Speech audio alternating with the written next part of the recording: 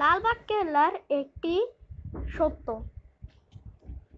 লালবাগ কেল্লার যখন নির্মাণ কাজ শাস্তি খানের উপরে পড়ে, তখন তিনি একটি জিনিস স্থাপিত করে, যেটার নাম আমি ভুলে গেছি, কিন্তু সেটা স্থাপিত করে।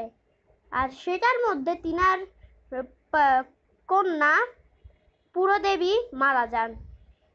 ওইখানের বাসিন্দাদের বললা যে পুরদেবীর ওই জায়গাটা থেকে নাচ গানের আওয়াজ শোনা যায়।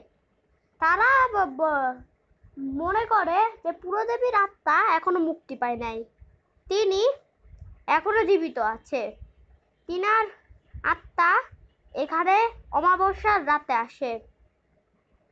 আর কয়জন মানুষ তো একটা লোককে ঘোড়ায় চেপে নামাজের স্থানে যেতে দেখেছে। আর ওই লোকটি যখন ওই নামাজের স্থানে গেছিল, তখন ওনার পিছনে অনেক মানুষ গেছিল, অনেক মানুষ। তো তারা সে মানুষটাকে নামাজের স্থানে পৌঁছায় দেখতে পাইতো না। আর আর অনেকের বলা যে লালবাগ কেল্লায় একটি সুড়ঙ্গ আছে।